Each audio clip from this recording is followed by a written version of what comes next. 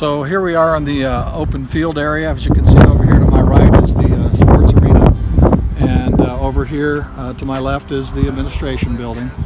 And as we look over here, this large field here, this will be the next phase, which will be a regulation full-size soccer field. It'll be 120 meters by, I guess, 80 meters wide.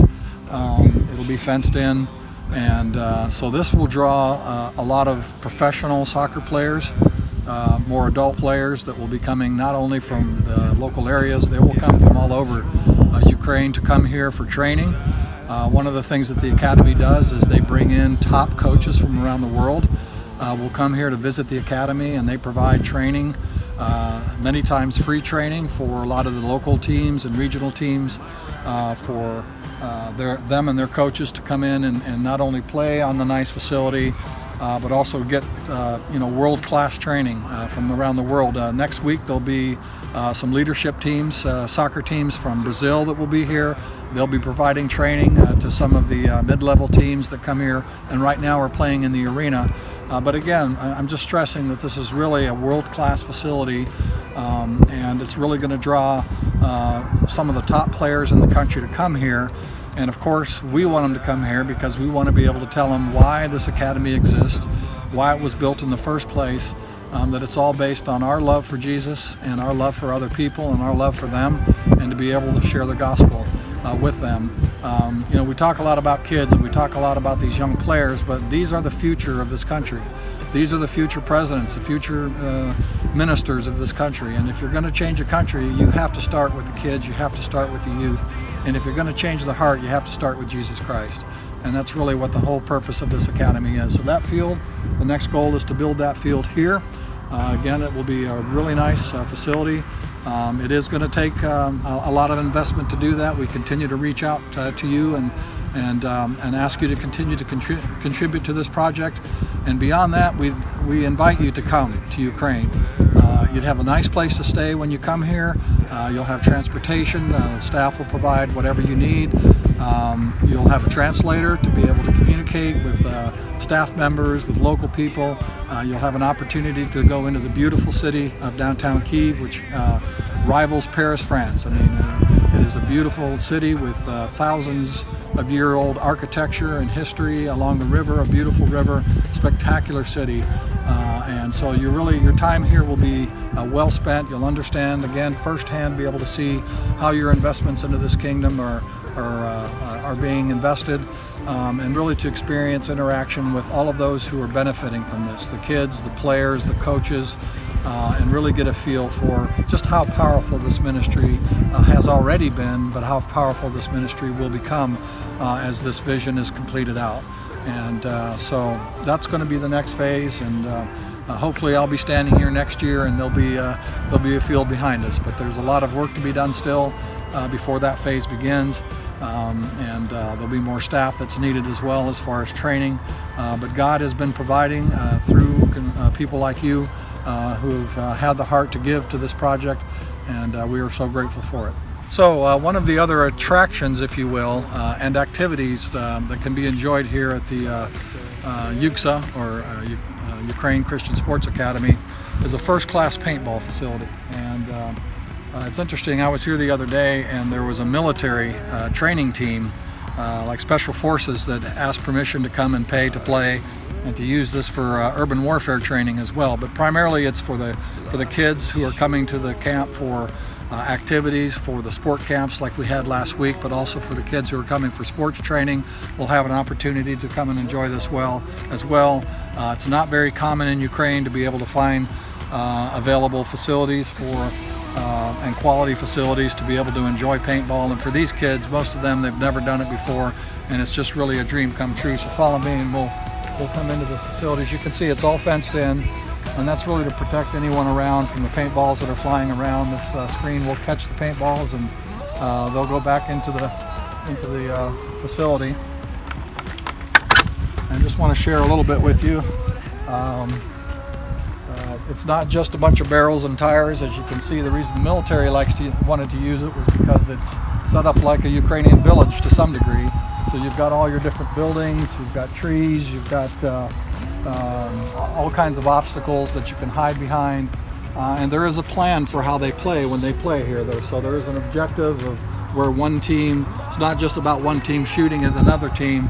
They have objectives in terms of like steal the flag, if you remember the game Steal the Flag, to try to take the other team's fort away from them. So it's a really generous size in terms of the facility. It goes back a long way, and they just have a blast playing here. And it's, like I said, it's just something that's really special for these kids to be able to come and do this. And I know that Sergey bought the paintball kit probably 12 years ago, 11 or 12 years ago. There was never a paintball facility, but we would take kids out into the woods, depending on the different activities and missions that were going on. And we would, he would set it all up in the woods, and they'd be able to have paintball competitions in the woods. But now we have a place where they can come. It's part of the academy. They can enjoy it as part of the academy. And I can't say enough about how much fun the kids have with this, and what a nice experience it is for them. Not to just come and play soccer or the other sports that will be here, but to come and enjoy this as well.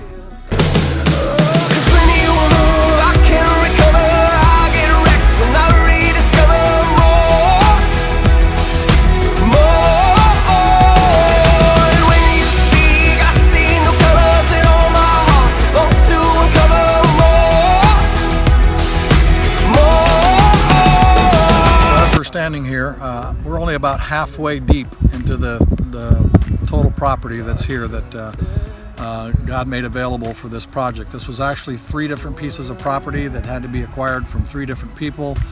Very unusual to be able to do that. God really worked some miracles for how all of that came together just to be able to buy the land.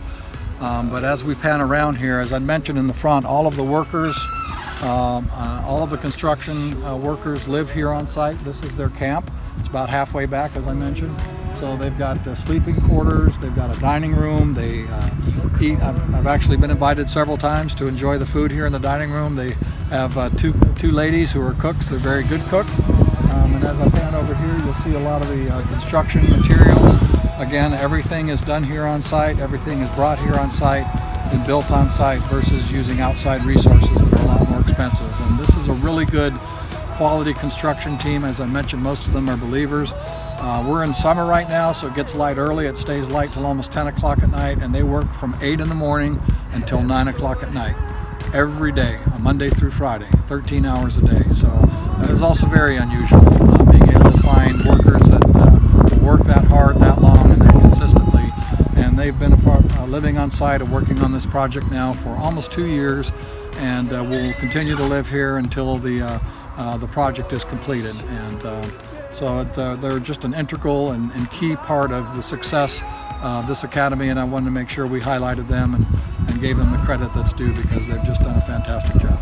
So last week, the Ukrainian Christian Sports Academy, U.C.S.A, had their very first inaugural sport camp, kids sport camp, that was held here on the property. And behind me is where we congregated with all of the kids on the very first day, and at the beginning and the end of every day. So all activities started with a meeting here, and we had songs, and we would share a little bit about the 4 spiritual laws. And so the first day started with the first symbol, and each day we would go through each symbol. And during the day, the kids would break out into different activities, and they would also have a Bible study every day where they would study one of the 4 spiritual laws and memorize some verses from those. We also, when the kids got together, we set up about 8 or 10 different teams, and they were all based on a country theme like the World Cup, and they had to go make their own flag, color it and everything. And so we had France and Italy and the United States and Ukraine and Israel, all kinds of different countries, about 10 different countries and 10 different teams. And so we had a good team atmosphere, a good competitive atmosphere between the kids, very healthy. The parents would come with them in the morning and kind of drop them, be here for the first few minutes, and then they would leave, and then they'd come back at the end of the day. So throughout the day, they did different sports activities, soccer, volleyball, little races, all kinds of different things, some craft stations and things like that.